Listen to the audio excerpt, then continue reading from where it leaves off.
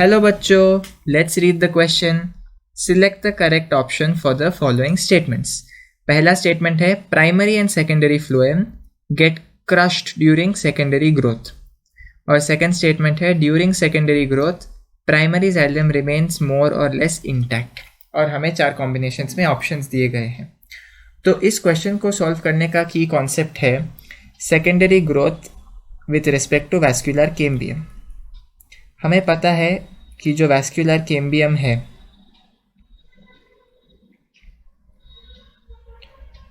वो ऊपर की तरफ सेकेंडरी फ्लोएम बनाता है और नीचे की तरफ सेकेंडरी जाइलम बनाता है. सेकेंडरी जाइलम की जो क्वांटिटी है वो ज़्यादा होती है और सेकेंडरी फ्लोएम की जो क्वांटिटी है वो कम होती है. हमें पता है कि जो सेकेंडरी टिश्यूज़ बन रहे हैं उसके पहले वहाँ पर प्राइमरी टिश्यूज़ होते थे.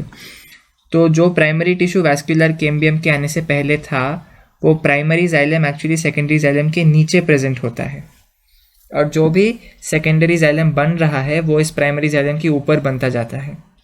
और जो सेकेंडरी फ्लोएम है आपको पता है कि प्राइमरी फ्लोएम उसके ऊपर प्रेजेंट होता है. जैसे कि मैं आपको समझाऊं, यदि हम ये एक सेक्शन माने तो पहले हमें पता है कि कुछ इस तरह दिखता था. यदि हम ये कैम्बियम इंट्राफेसिकुलर कैम्बियम माने तो यहाँ पर हमारा जाइलम होता है और हमारा फ्लोएम बाहर होता है. तो ये हुआ हमारा प्राइमरी जाइलम और प्राइमरी फ्लोएम. 1 साल के बाद क्या होता है, यदि हम वही वैस्कुलर बंडल को देखें तो हमें कुछ ऐसी चीज़ें दिखने को मिलती है. ये हमारा वैस्कुलर कैम्बियम है और ये हमारा प्राइमरी जाइलम बन जाता है. ये हमारा सेकेंडरी जाइलम बन जाता है. ये हमारा सेकेंडरी फ्लोएम बन जाता है और ये हमारा प्राइमरी फ्लोएम बन जाता है. तो हमें पता है कि जो जाइलम के पार्ट्स है वो मोस्टली डेड होते हैं और जो फ्लोएम के पार्ट्स है वो मोस्टली अलाइव होते हैं.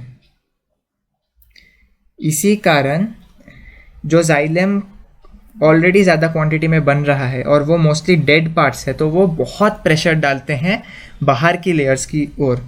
ये जो सेकेंडरी जाइलम है वो बहुत प्रेशर डालता है बाहर की ओर. तो इसी वजह से जो फ्लोएम के मोस्टली अलाइव पार्ट्स है वो डीजेनरेट होने लगते हैं, वो मरने लगते हैं.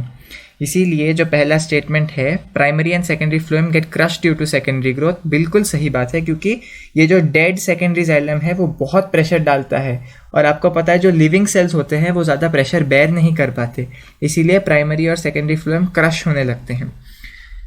दूसरी बात है during secondary growth primary xylem remains more or less intact. ये भी सही है क्योंकि यहाँ से बहुत क्लियर है कि जो प्रेशर है वो सिर्फ बाहर की ओर गिर रहा है.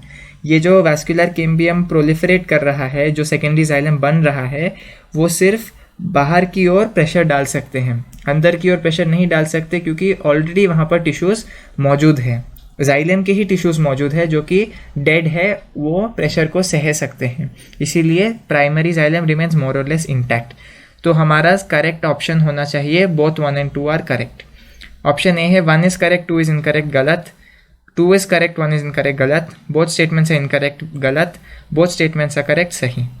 Hence the correct option to this question is option D, both statements are correct. Hope you have understood it well. All the best.